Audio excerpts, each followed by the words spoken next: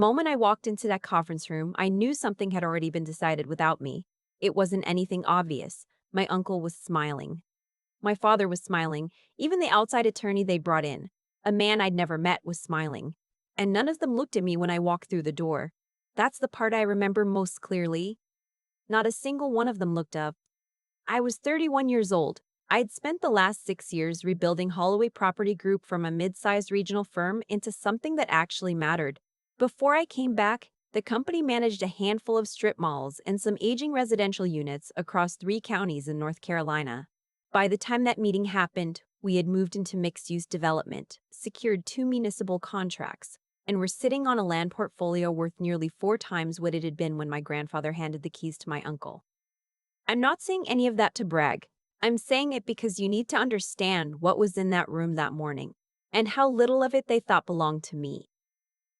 My grandfather built Holloway Property Group in the mid-80s, when commercial real estate in the Carolinas was still wide open. He was practical, not flashy. He bought things nobody else wanted, fixed them up, and held them for decades. When he passed, he left the business to my uncle, his oldest son, with the understanding that the family would stay involved. My father was the quieter brother. He came in as operations director, did his job, never pushed. That was always the arrangement.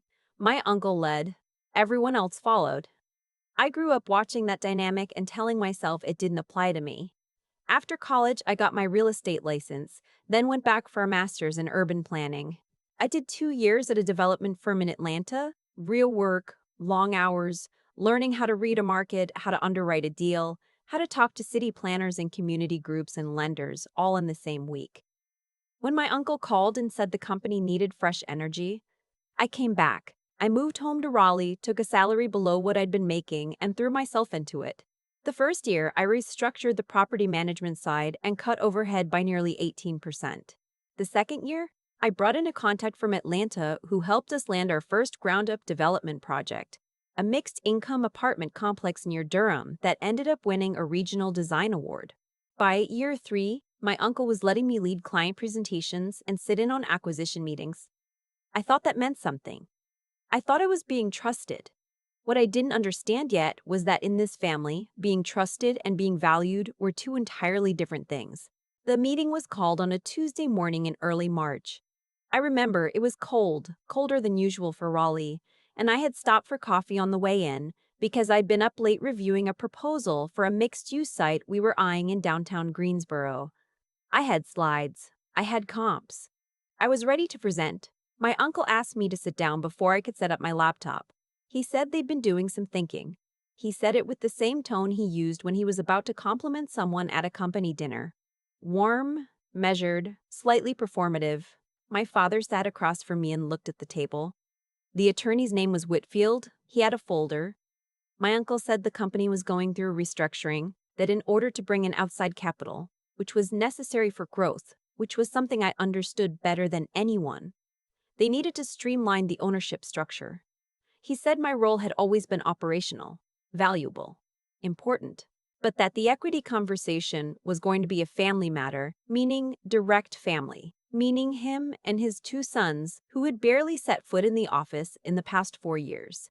He said I would be retained as a senior director, with a title adjustment and a performance bonus structure that he promised would be generous. He slid a document across the table. I looked at my father. My father looked at his hands. I didn't yell. I didn't cry. I picked up the document, turned to the second page, set it back down, and asked one question. Who's the outside capital coming from? My uncle smiled. He said they were in exclusive conversations with a firm called Beridian Landmark Partners, a private equity group out of Charlotte. He said they were offering a significant stake in exchange for an equity injection that would fund the Greensboro project and 2 others. He said it was a strong deal. He said it was a strong deal. He said I should be excited. I nodded. I folded my hands on the table. When does the term sheet expire? I asked. He looked at Whitfield. Whitfield said 2 weeks. I said I needed some time to review the director agreement before signing anything. My uncle said of course. He said, take the week. He said this was a good thing, that I should trust the process. I picked up my coffee, thanked them both, and walked out. I drove to the parking garage across the street, pulled into a spot on the fourth floor, and sat there for probably 20 minutes. Not crying, just sitting, doing the math in my head. Because here's the thing they didn't know. I knew exactly who Meridian Landmark Partners was. I need to back up about 8 months. The previous summer, a business school friend of mine we'd met during a conference in Charlotte 2 years earlier had called me about a side project she was quietly putting together. Her name was Audra. She worked in private equity and had spent years watching family-owned real estate businesses underperform because of internal dysfunction and outdated operations. She had a thesis that with the right operational partner, those businesses could be acquired at fair value, modernized, and repositioned significantly above purchase price within 5 years. She needed an operational partner, someone who understood the ground-level reality of running these kinds of companies, who had relationships with municipal partners and community lenders, who knew the difference between what a spreadsheet said and what a building actually needed. She asked if I'd be interested in co-founding that vehicle with her. We spent 3 months talking through the structure. I put in capital. I'd been saving for years, money my grandfather had left me directly, separate from the business, and brought in 2 investors I'd cultivated through the Atlanta network. We formed a holding company. We named it Meridian Landmark Partners. We had been looking at several acquisition targets. Holloway Property Group was on the list. I want to be careful here, because I know how this sounds. I wasn't planning to use Meridian to take revenge on my family. That is genuinely not what happened. The acquisition target list was built on fundamentals, asset quality, market position, operational upside, and Holloway fit the profile. It was a strong portfolio being underutilized by management that had stopped innovating. That was true before the Tuesday meeting, and it was still true after. What changed on that Tuesday was my willingness to stay passive. I spent the rest of that week in my apartment working. I called Audra the night of the meeting.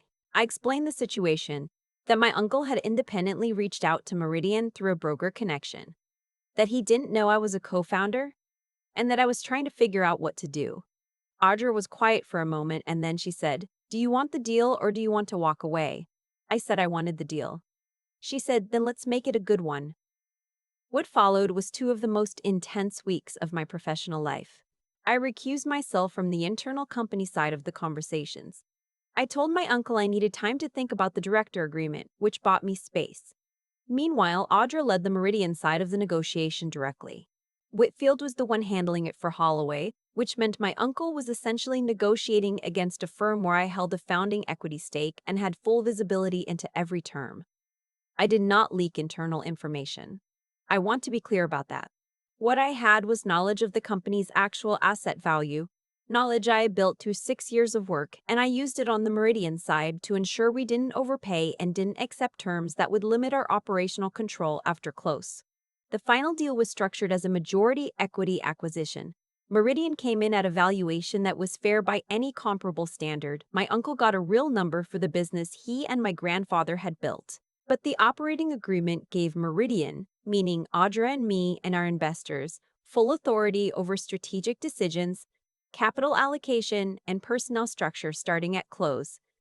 The close date was set for a Friday morning, 6 weeks after that Tuesday meeting. On the Thursday before, my uncle called me into his office.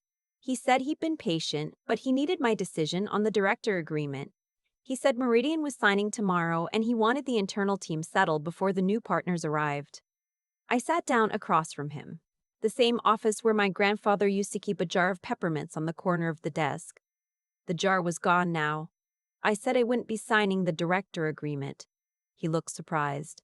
He started to say something about loyalty, about family, about everything he'd given me the chance to build. I let him finish. Then I said, I won't be signing as a director. I'll be there tomorrow as a representative of Meridian Landmark Partners. He stared at me. I said, I'm a co-founder. I've been one since last July. The silence in that room was different from any silence I'd experienced before. It wasn't awkward or uncomfortable.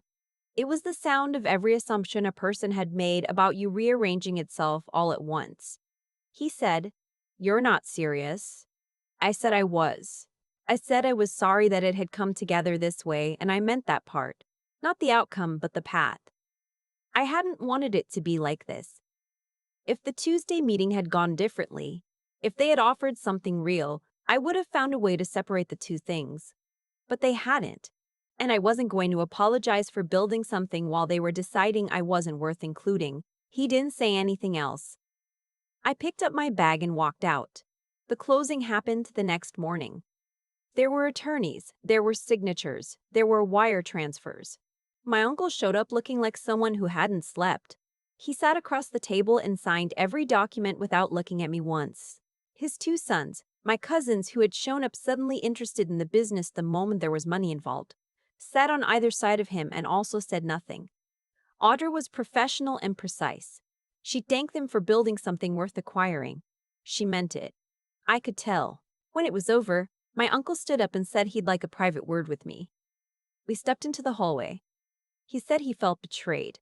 I thought about that word for a second. I thought about the Tuesday meeting, about my father looking at his hands, about 6 years of results that never once translated into a real seat at the table. I said, I understand why it feels that way. He said, you should have told me. I said, you didn't ask. I said it quietly, not with anger, just as a fact. He walked away. I went back into the conference room where Audra was already going through the operating transition checklist. There are things that happened in the months after that I'm still processing. My father called me 2 weeks post-close. He said he'd known something was off the whole time and that he was sorry he hadn't pushed back in that room. He said he was proud of me. He cried a little. I cried a little. We agreed to have dinner that Sunday, and we've had dinner almost every Sunday since. My uncle resigned from the company 60 days after the acquisition. He said he didn't want to work under the new structure. I didn't fight it. The severance was fair and documented. His sons never came back to the office after close. They had never really been there to begin with. We hired a new director of operations, a woman named Reese, who had 15 years in commercial property management and zero patience for inefficiency. She and I spent the first 3 months rebuilding every internal process from scratch. The Greensboro project, the one I'd been preparing slides for on that cold Tuesday morning, broke ground last fall. We're already in conversations with the city about a second phase. Audra and I talk every week. She tells people I'm the best operational decision she's ever made. I tell her she's the only person who called me back when I needed someone to believe in a plan I hadn't fully formed yet. The company is doing well. Better than it's done in a long time. The portfolio has grown, the team is strong, and for the first time in 6 years, when I walk into a room full of people who work with me, I know the work I've done is the reason I'm there. That's not a small thing. After years of wondering whether the seat at the table would ever actually belong to you, to feel it without any uncertainty, that's not a small thing at all. My uncle thought he was managing me out cleanly. A title, a bonus structure, a handshake. He thought I'd sign the paper and be grateful for the access. What he didn't understand, what none of them understood, is that I had stopped waiting for access a long time ago. I had been building the door. I think about that hallway conversation a lot. Not the big moment in the conference room, the quiet one after, when it was just my uncle and me standing under fluorescent lights. And he said he felt betrayed. There's something clarifying about hearing that word from someone who had just offered you a title in place of ownership. Betrayal. I turned it over in my mind the whole drive home. I still turn it over sometimes. What I've come to understand is that outcomes like this one don't happen because of a single decision or a single meeting. They happen because of hundreds of small choices made over years. Choices about what to build, what to learn, what to endure without collapsing. I didn't walk into that closing as the co-founder of Meridian because I got lucky. I got there because for 6 years I showed up and did the work even when the work wasn't being seen. That's not a boast. It's just what the math looks like when you're honest about it. I also think a lot about integrity, what it actually means when no one is watching. There were moments in those 2 weeks between the Tuesday meeting and the closing where I could have used what I knew to hurt the deal for my uncle. I had information. I had access. I chose not to use either unfairly, not because it would have been legally complicated, but because it would have made me someone I didn't want to be. The outcome had to be clean, or it wasn't worth having. I think that's the part people miss when they hear a story like this. They focus on the twist, the reveal, the moment the pen dropped. They don't think about all the moments before where you had to decide what kind of person you were going to be in private. And then there's my father. He sat across from me that Tuesday and looked at his hands. He called me 2 weeks later and cried. I'm not angry at him. I understand the position he was in. He'd spent 30 years as the quieter brother, and that dynamic had calcified into something he didn't know how to break in real time. What I learned from watching him is that staying silent in a room where something wrong is happening is its own kind of choice. It costs something. He knows that now. I think that's why we have dinner every Sunday. Audra told me once that the best partnerships are built on complementary courage, meaning both people have to be willing to take the risk, just in different ways. She took the financial and structural risk. I took the personal one. Neither of us could have done what we did alone. That's something I want to remember going forward. In business and in everything else, being capable is not the same as being unstoppable. You need people who believe in the plan before it's proven. Those people are rare. Hold on to them. I rebuilt the door I'd been waiting for someone else to open. But I didn't build it alone, and I didn't build it by burning anything down. I built it carefully, over time, with clear hands. That's the only version of this story I could have lived with.